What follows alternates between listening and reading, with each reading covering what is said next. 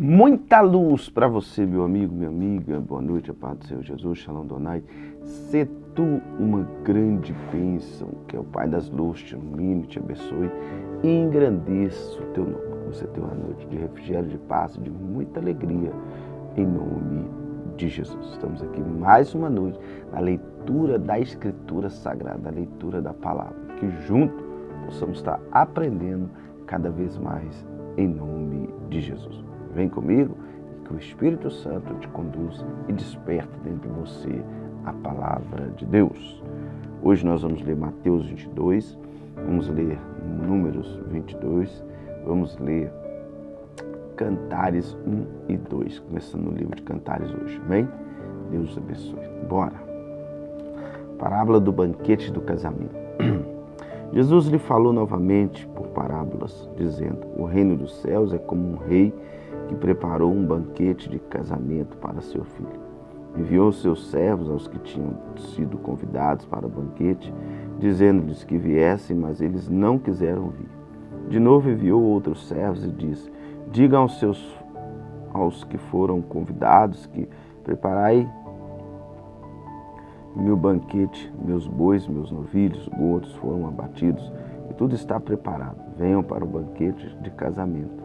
Mas eles não lhe deram atenção e saíram, um para o seu campo, outro para seus negócios. Os restantes, agarrando os servos, maltrataram-nos e os mataram. O rei ficou irado, enviou o seu exército, destruiu aqueles que assassinos e queimou a cidade deles. Então disse a seus servos: o banquete de casamento está pronto, mas os meus convidados não eram dignos. Vão às esquinas e convidem para o banquete todos os que vocês encontrarem. Então os servos saíram para as ruas, reuniram todas as pessoas que puderam encontrar, gente boa, gente má, e a sala do banquete de casamento ficou cheia de convidados. Mas quando o rei entrou para ver os convidados, notou ali um homem que não estava usando veste nupcial. Ele perguntou: amigo, como você entrou aqui sem veste nupcial? O homem emudeceu. Então o rei disse ao que serviu: amarrem-lhe as mãos e os pés e lance-no para fora nas trevas. Ali haverá choro e ranger de dentes. Pois muitos são chamados, mas poucos são escolhidos. Pagamento do imposto a César.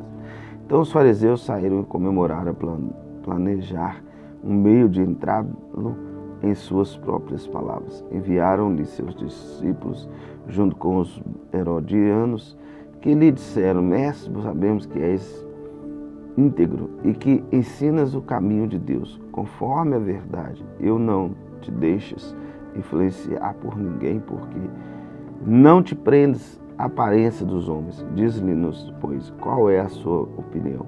Certo pagar imposto a César ou não? Mas Jesus, percebendo a má intenção deles, perguntou: hipocrisias, por que vocês estão me pondo à prova? Mostrem-me a moeda usada para pagar o imposto. E eles lhe mostraram um denário, e ele perguntou: de quem é essa imagem, essa inscrição? De César, respondeu eles. E ele lhes disse: então deem a César o que é de César e a Deus o que é de Deus. Ao ouvirem isso, eles ficaram admirados, retiraram-se. A realidade da ressurreição.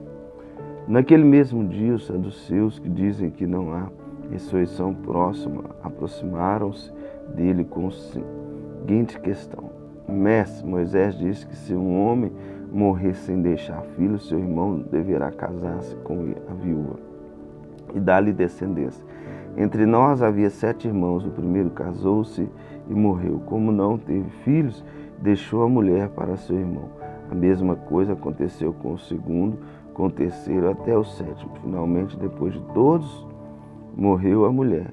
Pois tem na ressurreição de qual dos 7 ele será esposo, visto que todos foram casados com ela?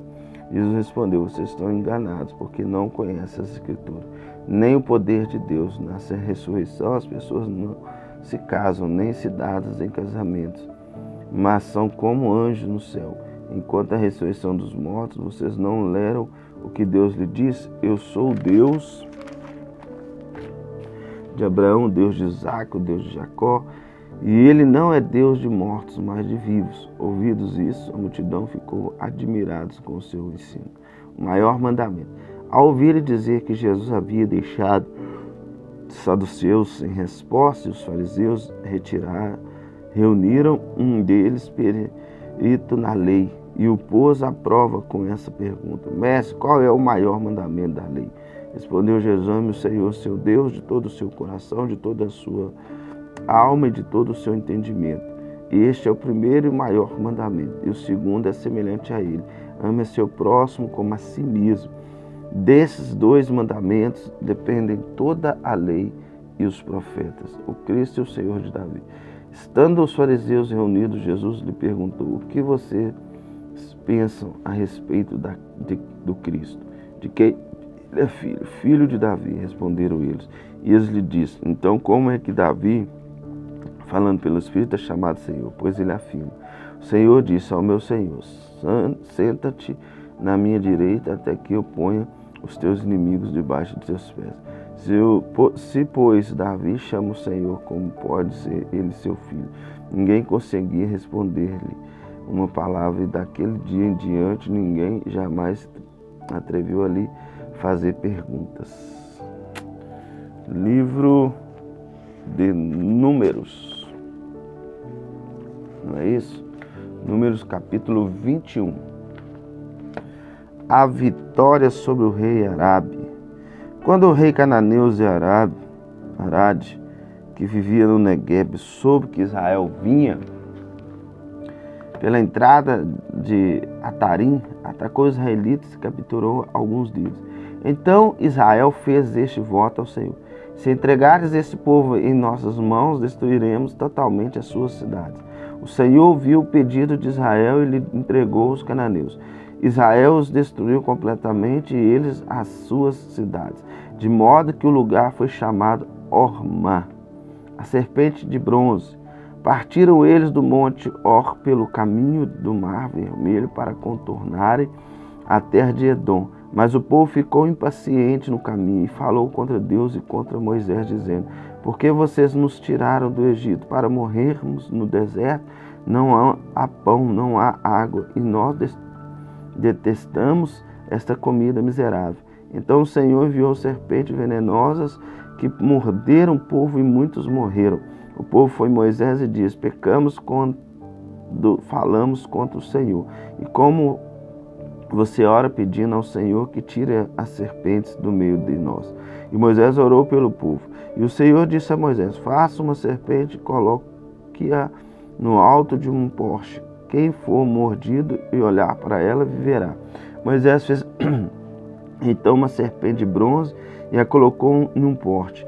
Quando alguém era mordido por uma serpente, olhava para a serpente de bronze e permanecia vivo. A viagem a Moabe. Os israelitas partiram e acamparam em Obote. Depois partiram de Obote e acamparam em Ije-Abarim, no deserto de fronte de Moabe, ao leste. Dali partiram e acamparam no vale de Zered.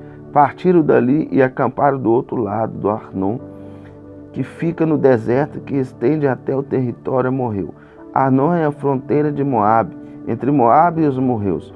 E por isso que se diz no livro das guerras do Senhor: Vaeb em Sufã e os vales, o Armon e as ravinas dos vales, que se estende até a cidade de Ar, chegam até a fronteira de Moabe. De lá prosseguiram até Beer, o poço onde o Senhor disse a Moisés: reúna o povo e eu lhe darei água. Então Israel cantou esta canção: brote água o poço, cantem a seu respeito do poço, que os líderes cavaram, que os nobres abriram com centros e cajados. Então saíram do deserto para Matanã, de Matanã para Naaliel, de Naaliel para Bamote, e de Bamote para o vale de Moabe, onde topo do Pisga defronta com o deserto de Gesimon. A vitória sobre Seom e Og.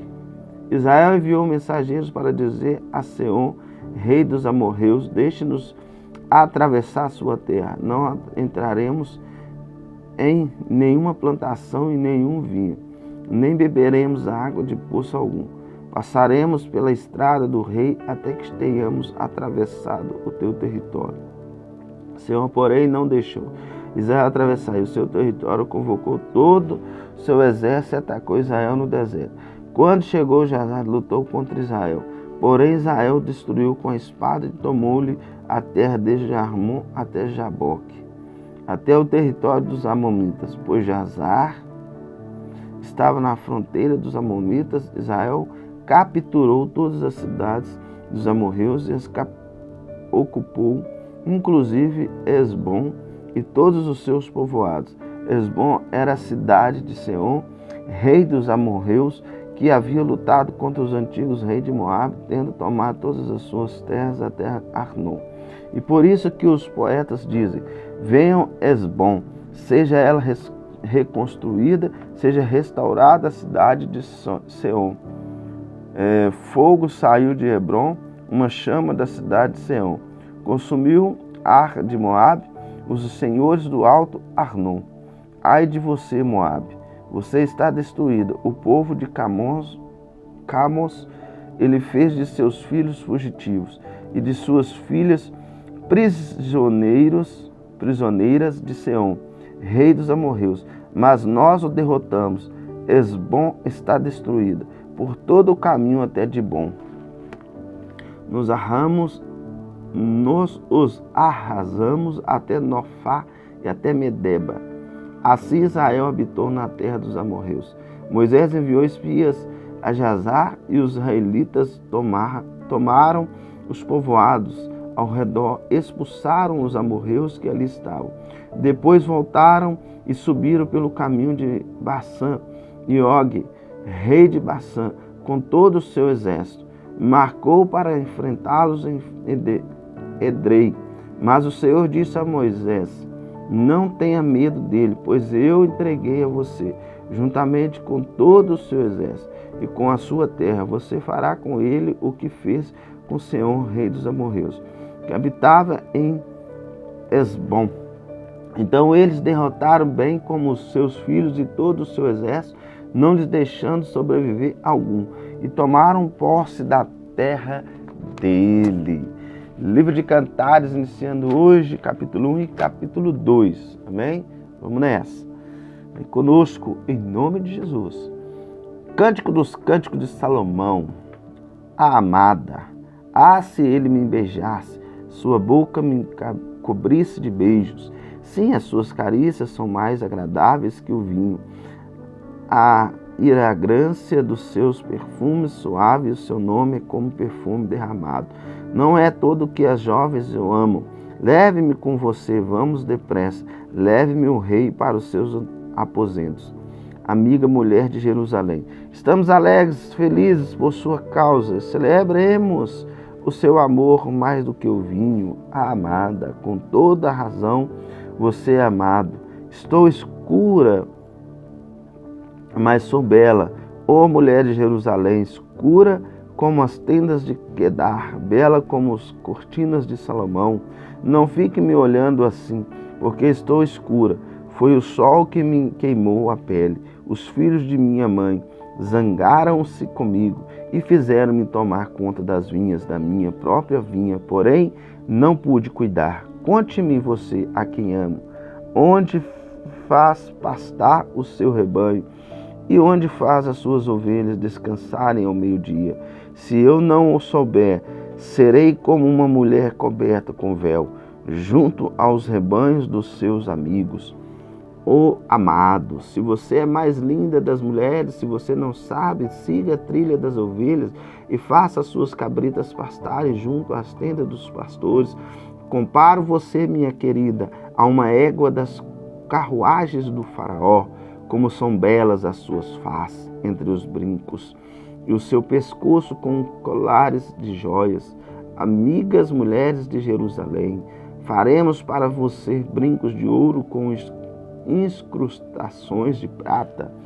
A amada, enquanto o rei estava em seus aposentos, o meu nardo espalhou sua fragrância, e o meu amado para mim, como uma pequenina bolsa de mirra, que passa a noite entre os meus seios. O meu amado para mim, um ramalhete de flores, ena das vinhas de Engedi. O amado, como você é lindo, minha querida, e como é linda, seus olhos são pombas. Amada, como você é belo, meu amado. Há como encantador verdejante o nosso leito.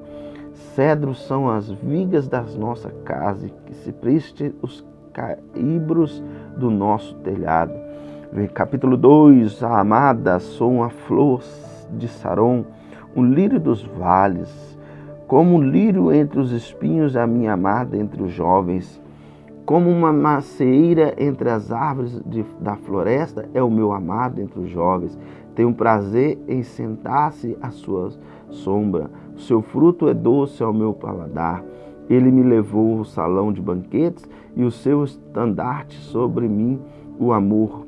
Por favor, sustente-me com passa, revigorei-me com maçãs, pois estou doente de amor. O seu braço esquerdo esteja debaixo da minha cabeça e o seu braço direito me abrace. Mulheres de Jerusalém, eu as faço jurar. Amém? Tá aí. Você quer aprender sobre amor, como tratar a esposa, como tratar o marido? Lê o livro de Cantares. Vai te ajudar muito no seu relacionamento. Vai te ajudar muito, mas muito mesmo. Amém? Deus abençoe. Um grande abraço, uma noite de paz e refrigério. Com Deus nos deitamos e com Deus nós nos levantamos. Um grande abraço e um beijo no teu coração.